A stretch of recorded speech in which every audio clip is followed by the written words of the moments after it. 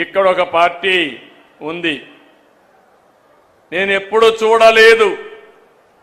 నేను అధిక అపోజిషన్లో ఉంటే అసెంబ్లీలో మా మిస్సెస్ను కూడా తిట్టే పరిస్థితికి వస్తే ఎంత నేను బాంబులకు కూడా భయపడలా, క్లేమోర్ మైన్స్ కూడా భయపడలేదు. 23 క్లేమోర్ మైన్స్ నా మీద ప్రయోగించినప్పుడు సాక్షాత్తు నన్ను కాపాడింది వెంకటేశ్వర స్వామి దిగొచ్చి కాపాడాడు. అలాంటి నేను ఎప్పుడు కూడా వెంకటేశ్వర స్వామి మా ఇంటి దైవం. నేను ఎప్పుడు మా ఇంటి నుంచి చూస్తే వెంకటేశ్వర స్వామి నామాలు కనపడస్తాయి మంగాపురం ఆ సైడ్ నుంచి. అలాంటి వెంకటేశ్వర స్వామికి అపచారం చేసే పరిస్థితి మధ్యలో మీరు చూస్తున్నారు. అధికారంలో ఉంటే బూతులు తిడతారు, అపోజిషన్లో ఉంటే కూడా బూతులు తిడతారు. ఇది ఎక్కడ న్యాయమో ఏమయ్యా? మీకు ఇది కరెక్టేనా? మీకైతే కోపం రాదా? మీ తల్లిని తిడితే మీకు కోపం రాదా? మీ ఇంట్లో వాళ్ళని తిడితే మీకు కోపం రాదా? మనం తిట్టించుకోవడానికి రాజకీయం చేస్తున్నామా? బాధ, ఆవేదన, లెక్కలేనితనం, ఆంబూతులు మారిగా తయారైపోయారు. ఒకసారి రెచ్చగొట్టే ప్రయత్నాలు చేస్తున్నారు. రాష్ట్రాన్ని సర్వనాశనం చేశారు, గంజాయిమయం చేశారు. నేను ఆ రోజు మీకు చెప్పాను ఒక మాట, నేను అన్ని సమస్యలు పరిష్కారం చేస్తాను కానీ గంజాయికి అలవాటు పడిపోతే అది ఒక వ్యసనంగా మారితే వాళ్ళని మార్చడం చాలా కష్టం అని చెప్పాను. మీకు జ్ఞాపకం ఉంటుంది. అదే జరిగింది. మొన్న మదనపల్లిలో చూశారు, మళ్ళీ గంజాయి తాగి మృగంగా ప్రవర్తించే పరిస్థితికి వచ్చాడు. నేను ఒకే మాట చెప్పాను, ఎవడైనా సరే ఈ రాష్ట్రంలో మత్తు సేవించి తద్వారా మానవత్వాన్ని పోగొట్టుకుంటే ఆడబిడ్డల జోలుకొస్తే అదే మీకు చివరి రోజు అవుతుందని ఎన్నోసార్లు చెప్పాను. ఇప్పుడు కూడా ఆ మాట కట్టుబడి ఉన్నా. నేను ఎవరిని వదిలిపెట్టాను. చట్టం దాని పని అది చేసుకుంటూ పోతుంది. అలాంటి వ్యక్తులు ఉండాల్సింది జైల్లో అయినా ఉండాలి, లేకుంటే చట్టం ద్వారా ఉరి శిక్షణ అయ్యాలి. ఆ భయంతో ఎవరైతే ఈ తప్పులు చేశారో వాళ్లే అఘాయిత్యం చేసుకునే పరిస్థితి వస్తారు తప్ప ఎవరిని వదిలిపెట్టే పరిస్థితి ఉండదని మరొకసారి మీకు హామీ ఇస్తున్నా. నాకు ఒక వారసత్వంగా వచ్చింది మీరు చెప్పాలి, ప్రజలు ఆలోచించాలి. తిరుమల తిరుపతి దేవస్థానంలో ఒకప్పుడు మీరు తిరుపతికి పోయారు, 1924 పోయారా లేదా అని మిమ్మల్ని అడుగుతున్నా. నాసి రకం ప్రసాదాలు అవునా కాదా అని మిమ్మల్ని అడుగుతున్నా. అప్పుడు ఇచ్చిన లడ్డు మీరు తిన్నారా? 1924లో తెస్తే సువాసన వచ్చిందా? నెయ్యి వాసన వచ్చిందా అందులో? నేను అడుగుతున్నా ఒకే మాట. మా తమ్ముడు నామాలు కూడా పెట్టుకున్నాడు, అది పవిత్రత, దేవుని మీద అభిమానం. చాలా మంది ఉన్నాం, ఒక నమ్మకం.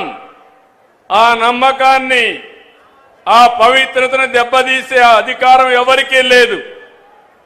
ఒక మసీదు కావచ్చు, ఒక చర్చ్ కావచ్చు, ఒక దేవాలయం కావచ్చు, ఆ పవిత్రత కాపాడే బాధ్యత తీసుకోవాలి. అలాంటిది అపవిత్రం చేస్తే నేను ముఖ్యమంత్రి అయిన తర్వాత నేను ఇచ్చిన హామీ ప్రకారం రెండో సంతకం ఆఫీసర్ వేసింది తిరుమల తిరుపతి దేవస్థానం ఈవోగా వేసి శ్యామలరావుని ప్రక్షాళన కార్యక్రమానికి ప్రారంభించా. వస్తే నెయ్యి చూస్తే బాగా లేకపోతే తిరిగి పంపించి దాంట్లో నుంచి శాంపుల్ తీసుకొని ఎన్డీడీబీ పంపించారు. ఎన్డీడీబీ పంపిస్తే అందులో నుంచి ఎనిమల్ ఫ్యాట్ ఉందని ఆ రోజు చెప్పారు. అది చెప్పిన తర్వాత నేను ఆలోచించి ఇది నేను చెప్పకపోతే నా మీద అప్రతిష్ట వస్తుంది, అపవాదం వస్తుందనే ఉద్దేశంతో నేను చెప్పాను. తర్వాత లేనిపోని సమస్యలన్నీ క్రియేట్ చేసి సుప్రీంకోర్టు వరకు పోయే పరిస్థితికి వచ్చారు. సిట్ వేశారు. ఆ సిట్లో వచ్చినటన్నీ మీరు చదివి ఉంటారు. చాలా స్పష్టంగా చెప్పారు, అసలు ఇది నెయ్యే కాదు, కెమికల్స్తో తయారు చేసిన నెయ్యి అని చెప్పారు. రాష్ట్ర ప్రభుత్వాన్ని కూడా యాక్షన్ తీసుకోమని అధికార యంత్రాంగం పైన ఒక రిపోర్ట్ పంపించారు. ఇవన్నీ వస్తే తప్పుని తప్పించుకోవడానికి, వాళ్ళు చేసిన తప్పును వేరే వాళ్ళపైన వేయడానికి ప్రయత్నం చేసే నీచులున్నారంటే ఏమనాలి నాకైతే అర్థం కావడంలా. మీరందరూ ఒకసారి గుర్తుపెట్టుకోండి, ఆ రోజు నా మీద నేనే ముఖ్యమంత్రి, తెల్లవారు నిద్రలేశాను, వివేకానంద రెడ్డి మర్డర్, నిద్రలే చూస్తే టీవీ సాక్షిలో వేశారు. ఏమని? గుండెపోటుతో వివేకానంద రెడ్డి చనిపోయాడని. నేను కూడా నమ్మాను, పాపం అనిపించింది. సాయంత్రం అయింది, పోస్ట్ మార్టం చేశాం. అది కూడా ఆయన కూతురు అడిగింది. అడిగితే పోస్ట్ మార్టం చేస్తే ఇది గుండెపోటు కాదు, గొడ్డలి పోటని తేల్చారు. సాయంత్రానికి నాటకాల రాయుడు మాట మారు చేశాడు. తండ్రి లేని బిడ్డను ఉన్న పెద్ద దిక్కుపోయాడని. అది అయ్యింది. తెల్లవారి నిద్రలేస్తానే సాక్షి పేపర్ ఒకసారి మీరు గుర్తుపెట్టుకోవాలి. నారాసుర రక్త చరిత్ర నా చేతిలో కత్తి పెట్టి నా జీవితంలో ఊహించని సంఘటనది.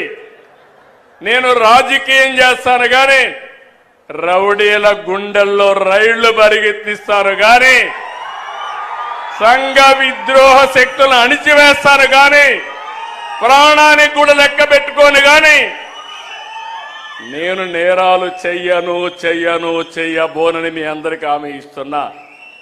అది నా నిజాయితీ, అది నా యొక్క జీవితం అంతా కూడా మీరు చూశారు. అలాంటిది పాపం ఆ అమ్మాయి కూడా వాళ్ళ చిన్నాన్న కూతురు మోసపోయింది. తర్వాత తెలుసుకునే కొద్దిగా లేట్ అయిపోయింది. ఇప్పుడు తిరుగుతా ఉంది.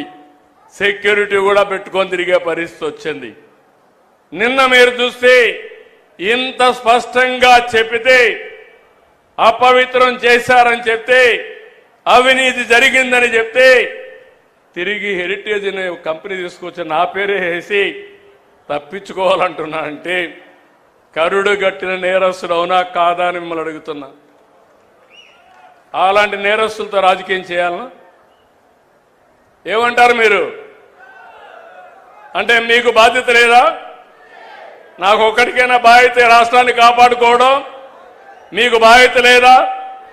ఎందుకు మీరందరూ కూడా గట్టిగా ముందుకు రావడం లేదు నేను అడుగుతున్నా.